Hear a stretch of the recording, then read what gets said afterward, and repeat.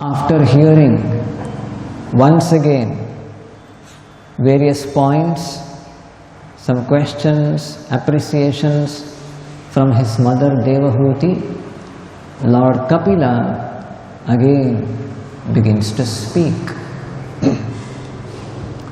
Sri Bhagavan Uvacha, the Lord Kapila says, Bhakti Yogo Bahuvidho. The path of devotional service is Bahuvidaha, multifarious. There are varieties. Marger Bhamini Bhavyate. So he is referring to his mother, Bhamini, oh noble lady. This marga of Bhakti Yoga, Bahuvidaha Bhavyate. It is manifest in multifarious ways, depending on what? Swabhava Guna Margena. Swabhava means nature, Guna means qualities, and Margena in terms of the behavior. So depending on one's nature, his quality, and in terms of behavior, Pumsam Bhavo Vibhidyate. Pumsam referring to people, Bhavaha Vibhidyate. It appears in varieties of ways. It appears divided. There is this kind of devotional service, another kind of devotional service, the third variety of devotional service. It appears like this, but devotional service is one. Or maybe to qualify this statement more, pure devotional service is one. That's what Prabhupada says in the purport in the beginning. Pure devotional service in Krishna consciousness is one. Let us try to understand this sentence through some examples. How is this? How this pure devotional service is said to be one? In what sense? We have heard in the Ramayana, story of Ramayana, when Lord Rama wanted to build the bridge towards Lanka. There are varieties of devotees, many devotees who helped him in his mission.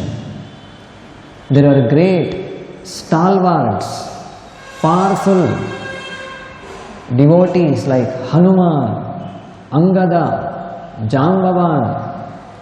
So in their own capacities, they were helping Lord Rama construct the bridge. Along with them, there was one small squirrel somewhere. A squirrel, it also wanted to help in that bridge construction. Small little pebbles or little mud, something it was, whatever it could hold in its hand, it used to come and offer it there. So,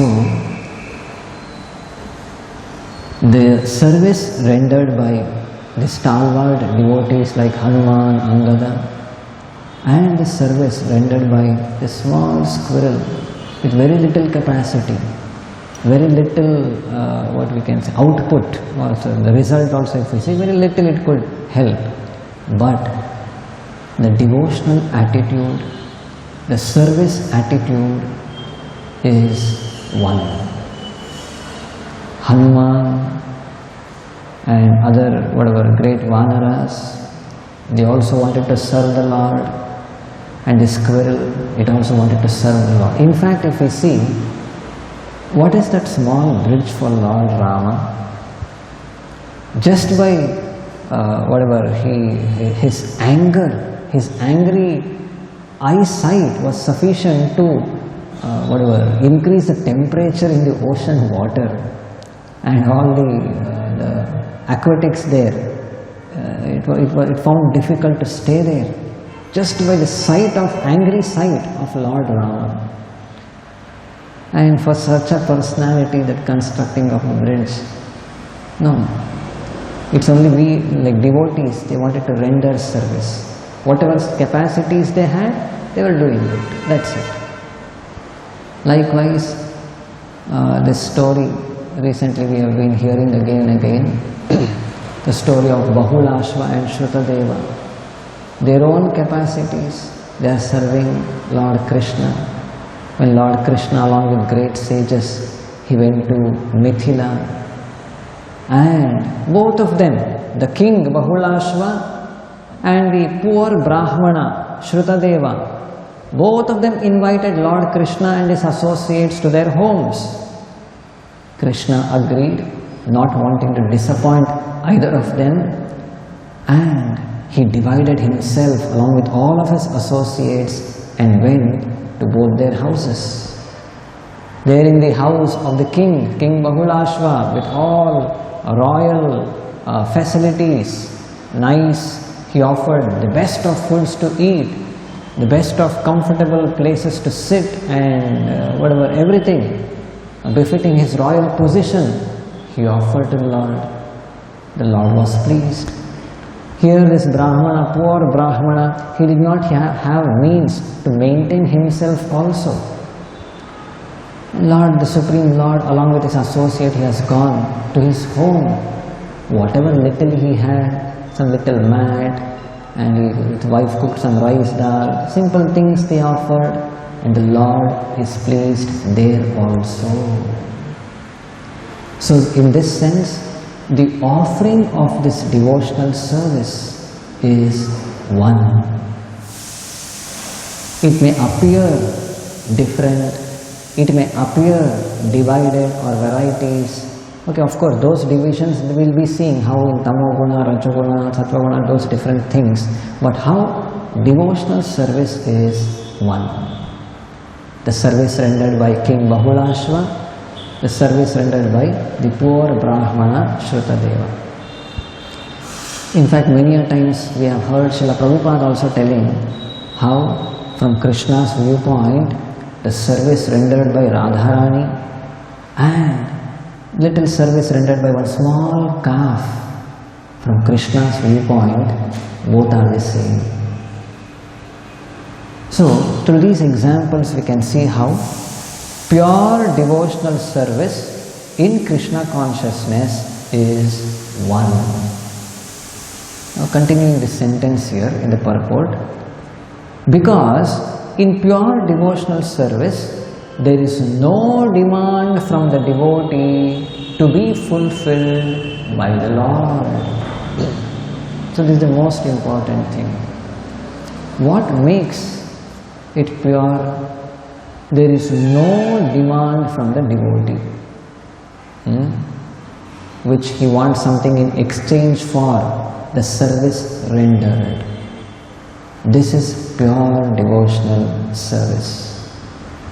If at all any demand is there, it may be gross or subtle, little, some demand is there means gone. It is not pure devotional service. It is something mixed, jnana, karma, or whatever it may be, puja, labha, pratishtha, some mixture will be there.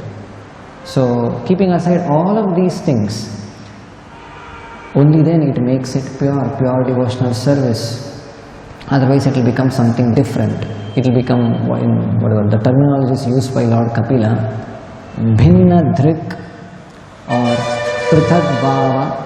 Of course, about these things we will be studying in the later verses. So this is what makes it something different from the intent of the Lord.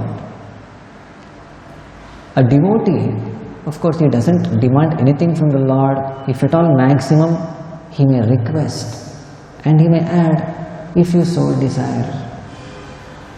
Or if at all he is having some burning desire to serve the Lord in certain specific way also, he expresses it in front of the Lord and leaves the decision to the Lord. He may go and express, but he doesn't go and demand, this is how it should happen. No.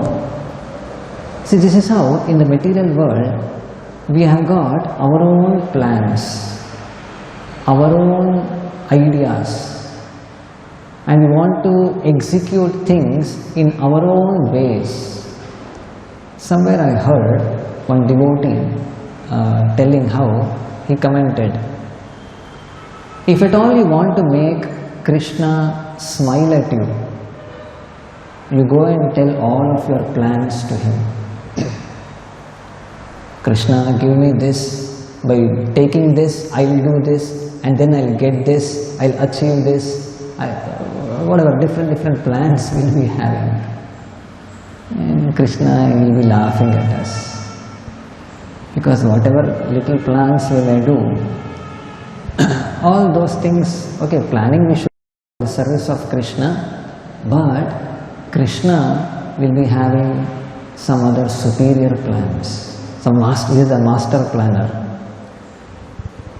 If we devotees understand that, or we submit ourselves to that, then we can make our life successful.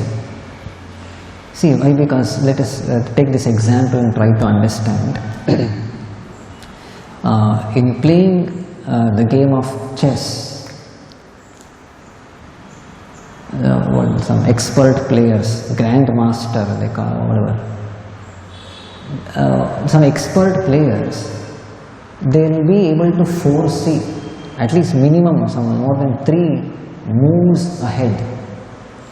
If I take this step, what the other person, what he may do, then for that what I should do, and for that what he will do. That's some 3 steps minimum he will be foreseeing ahead. Now, if we take the, whatever, like say about Krishna, he can see more than 100 moves ahead. That is his capacity. He is the omniscient, omnipresent, omnipotent Lord. He can do anything. All energies are there at his command. He is the person who gives the intelligence, strength, remembrance, forgetfulness, everything. So, he clearly knows the path, how to move things ahead. So, if we understand this position of Krishna and surrender to his plan, be submissive or accept his vision, his intent, his mission, then we can make our lives successful. That will constitute pure devotional service. To whatever extent intelligence Krishna has given, we will plan and offer it to the Lord. If you so desire, whatever Krishna gives, whatever Krishna sanctions, be ready to accept it. So this constitutes pure devotional service. Okay, then next in the purport, Srila Prabhupada from the Bhagavad Gita, he mentions about the 4 categories of people who, if they are pious, if they are sukrutinaha, they'll come and surrender to Krishna. Because here we are speaking about different categories. So, Prabhupada says, as stated in the Bhagavad Gita, people who are not purified take to devotional service with 4 purposes. So this is referring to people who are not yet purified. Chaturvidha bhajante mam jana sukritinonchana. Who are they? Artha, Jignasu, Artharthi and Jnani. They are not pure devotees yet, but they are not yet purified, but they take up to devotional service with some ulterior motives, with some other intent. Then that purport Srila Prabhupada says for that verse, unlike the miscreants, these are adherents of the regulative principles of the scriptures. So these four categories who surrender to Krishna are not dushkrutina, they are sukrutina. They adhere to the principles given in the Vedic scriptures. And then they are called sukritinaha, or those who obey the rules and regulations of scriptures, the moral and social laws, and are more or less devoted to the Supreme Lord. They are not fully devoted, but more or less they are devoted. Somehow they have approached the Lord. That is their fortune. Now after approaching the Supreme Lord, next what? Let us see. So of course after that four categories are mentioned. How the artha, the person who is distressed, he desires relief from the distressful condition. It may be either some sickness, it may be some calamities, what has happened in his life, or any other some material miseries. All of these things will serve him as an impetus to approach Krishna. With that impetus of material distress, he approaches Krishna. The best example given for this is, any example you can think of? Dhruva. No, wrong example.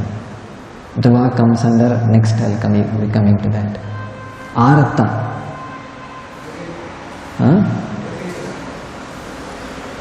Gajendra, yes, Gajendra. He was fighting for his life with that crocodile. 1,000 years was fighting, and in that artha, distressful condition, yes, he approached the Lord, Gajendra. And last week also this example we saw of the 20,800 kings and princes captured by Jarasandha. They were all bereft of food, they were all bereft of proper clothing, not being taken care properly. They were all great kings. They were completely distressed. All their faces, their skin were all dry, not cared for. They were all put under captivity in some mountain by Jarasandha, and they were all in a distressed condition.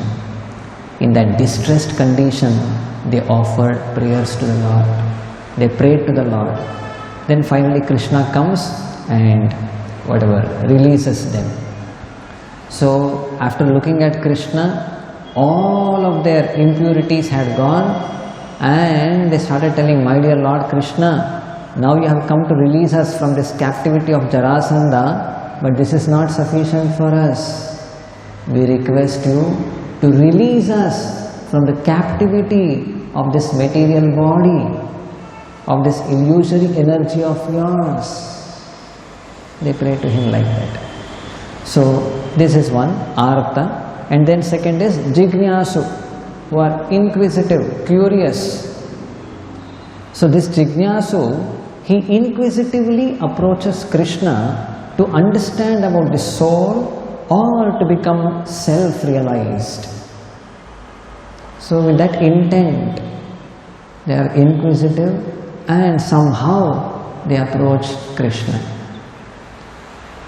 The example for this,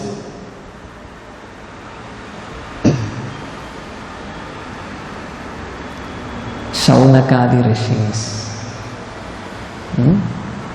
Rishis headed by Shaunaka in Naimisharanya, they, out of their inquisitiveness, they questioned Suta Goswami, who had presided over that meeting. So that example is given. And then, now third one, Artharthi.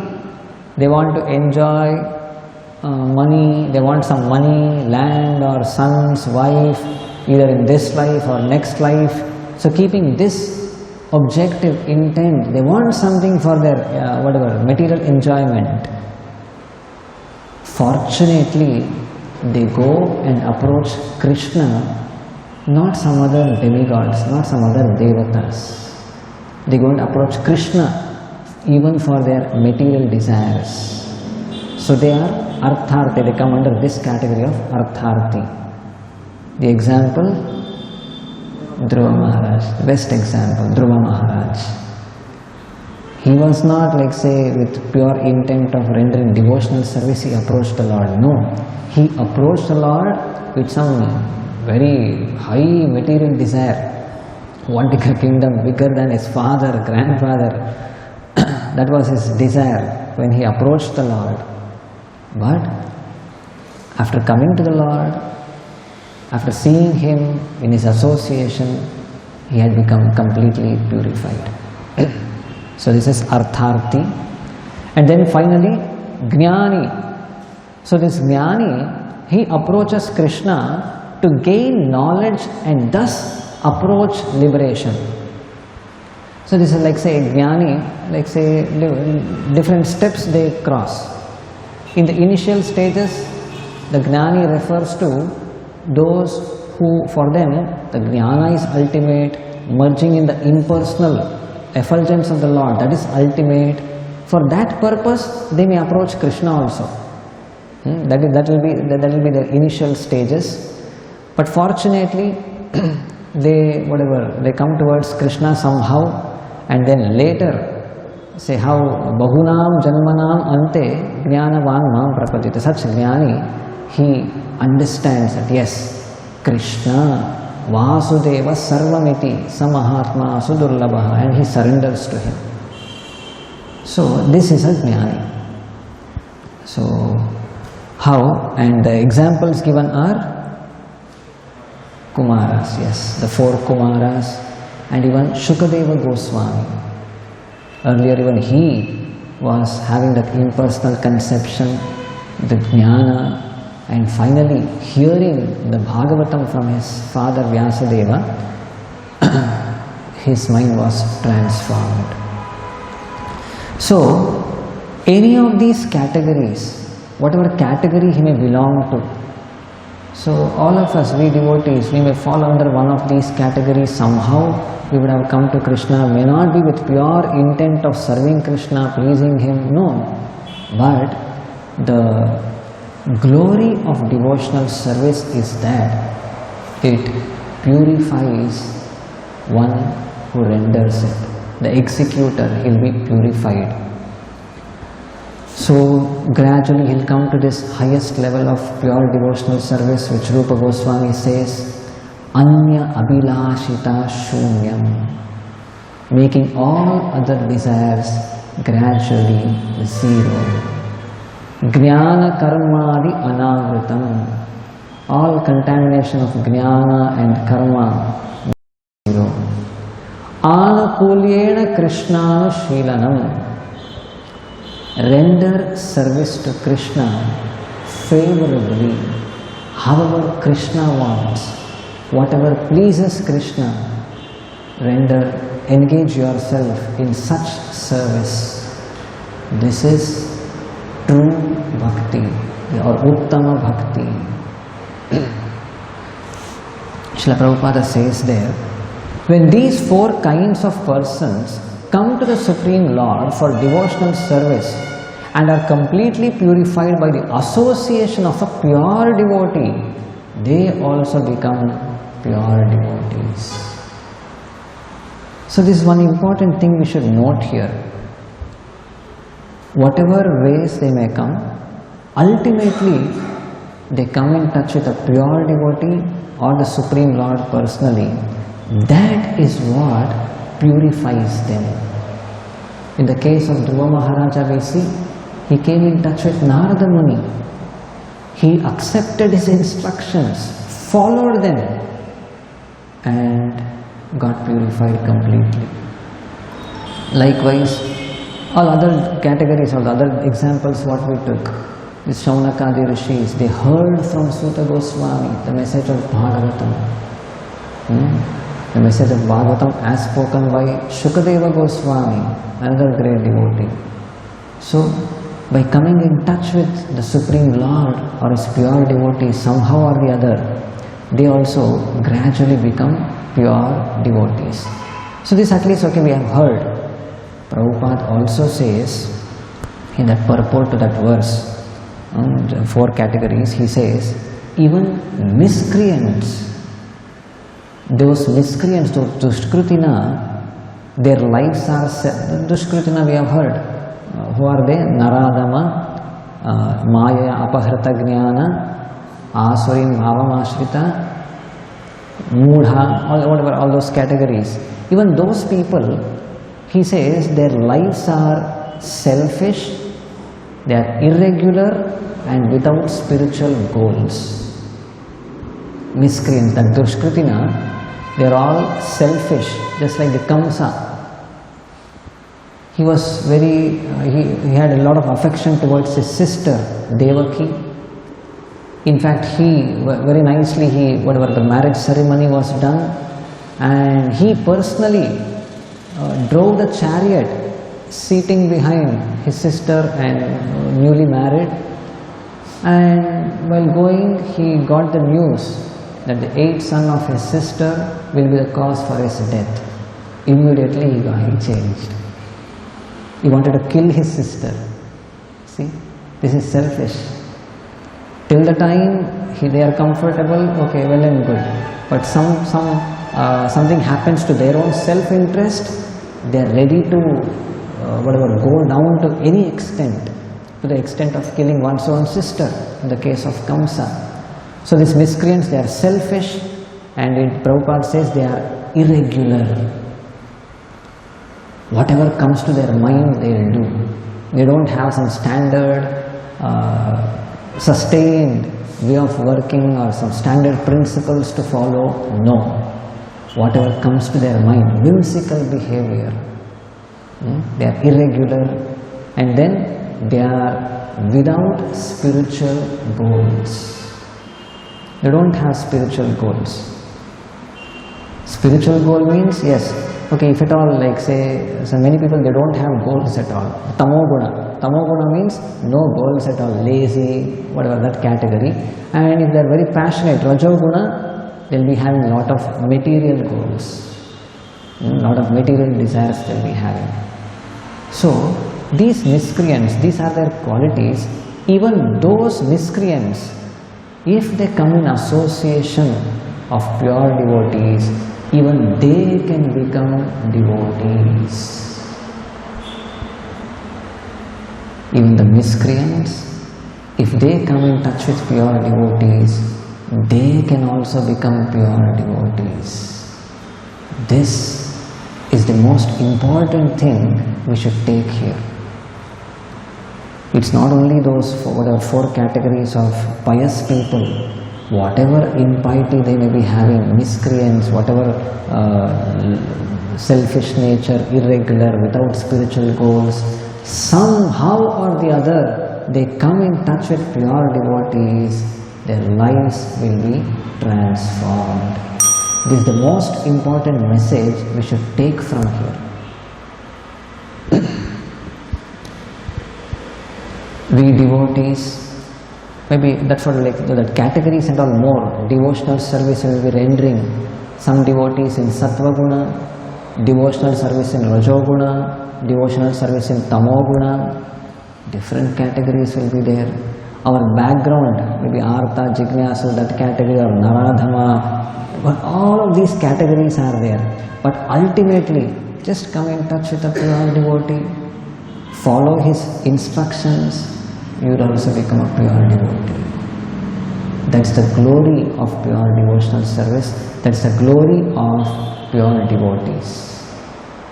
Kirata, Hunandra, Pulinda, Pulkasha, Abhira, Shumbha, Yavana, Kasadayaha, Ye Necha Papa, Yadapashraya, Shrayaha, Shuddhyanti Tasmai, Prabhavishnave Namaha.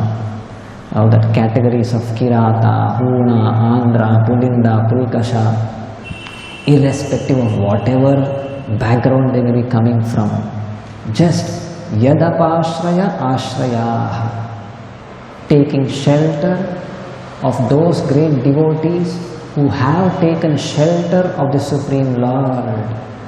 Shuddhyanti, they become completely purified. Maybe the last, just one, this song I would like to read out, and let us try to understand its meaning. This song which we sing regularly, how Lord Nityananda, how merciful he is. So it is described by Bhaktivinoda Thakur how, one portion I will be reading from this song. Borodoyal Nityananda, Shraddha matra loyede Parama Ananda. Lord Nityananda is very merciful, and just looking at one's Shraddha, faith, he will bestow Parama Ananda, the highest spiritual bliss he is ready to offer to such a candidate who is having this Shraddha, who is faithful. Then, Ek baar dekh le chakshe jal, Gaura bole nitayde sakala samvar. If Lord Nityananda sees a drop of tear in the eyes of a devotee who chants Lord Gaurachandra's name, then sakala samvar, he will give his personal protection. Whatever he lacks, resources, anything, everything he will supply. He will take care of him personally. Then, Dena Shuddha Krishna Shiksha, Jati, Dana, Vidya, Bala, Na Kore Apeksha. What caste he is coming from, what is his economic background, what is his educational background, what is his strength, nothing. He will not consider any of these things. Jati, Dana, Vidya, Bala, Na Kore Apeksha. He simply gives Dena Shuddha Krishna Shiksha. He gives pure instructions as given by Krishna. And then, Amani chade maya jal, grihe thako, vane thako, na thake janjal. Wherever you are, in your home or in the forest, chant Hare Krishna. Through this, Amani chade maya jal, all the illusory network of Maya can be dispelled. Then, Ar naiko kalir bhoy, achandale denanam nitai doyamo. Lord Nityananda is very merciful, and by his influence, the Kali's influence will be vanquished. Why? Because achandale denanam, he is giving the holy names of the Lord to even the lowest of men. See, achandale. Chandala means who doesn't come under whatever the Varnashrama Dharma, the 5th class, 10th class men, with all impure habits, everything. So even for such people, Lord Nityananda makes them chant the Hare Krishna Mahamantra and purifies them. And finally Bhaktivinoda Thakur says, Bhaktivinoda daki koi nitai charan vina ar nahi ashroy. So apart from Lord Nityananda's lotus feet, I don't have any other shelter. So in this way, understanding the potency of great devotees coming in the parampara of Lord Nityananda, very merciful, if we can somehow take shelter of them, then all these categories what we are seeing now and will be discussing in next verses also, all of these categories we can transcend and elevate ourselves to the level of pure devotional service. We'll end with this. Grantraj Srimad Bhagavatam ki, Sri Raghottam Dasa ki.